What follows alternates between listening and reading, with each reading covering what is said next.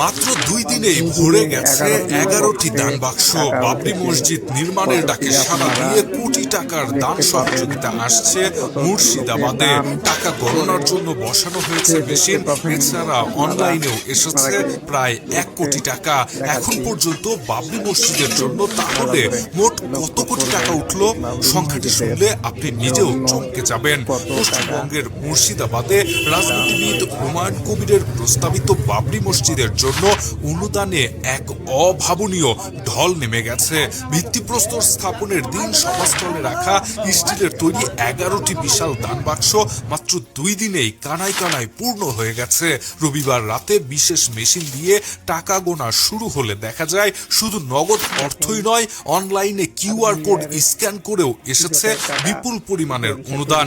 এখন পর্যন্ত মোট 4টি বাক্স এবং অনলাইন মিলিয়ে টাকার পরিমাণ গিয়ে দাঁড়িয়েছে প্রায় 1 কোটি 30 লক্ষ রুপিতে। এদিকে এই বিপুল পরিমাণের অর্থ ব্যবস্থাপনায় স্বচ্ছতা বজায় রাখতে নেওয়া হয়েছে নজিরবিহীন পদক্ষেপ। রবিবার সন্ধ্যা থেকে 30 জন কর্মীর একটি দল বিশেষ মেশিন দিয়ে টাকা গোনার কাজ শুরু করে এবং পুরো প্রক্রিয়াটি সরাসরি সম্প্রচার করা হয়। হুমায়ুনের ঘনিষ্ঠ মহল জানিয়েছে অনুদানের পরিমাণ তাদের সব ধারণাকে ছাড়িয়ে গেছে, এমনকি বিদেশ থেকেও অর্থ আসতে শুরু করেছে। এই টাকার পাহাড় নিরাপদে রাখতে এখন সিসিটিভি এবং কড়া নিরাপত্তা সহ একটি আলাদা ঘর তৈরির পরিকল্পনা করা হচ্ছে। প্রয়োজনে টাকা গণনার জন্য আরো লোক নিয়োগ দেওয়া হবে বলে জানা গেছে।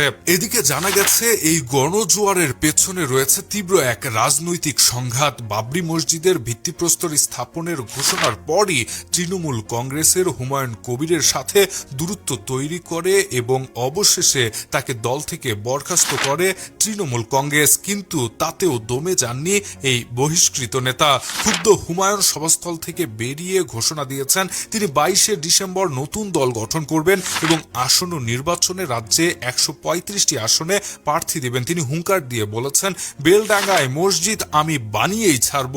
এখন দেখা যাক সরকারের এত বিরোধিতার পরেও হুমায়ুন বাবরি মসজিদ নতুন করে তৈরি করতে পারেন কিনা। Shahriar Alam, EBD news.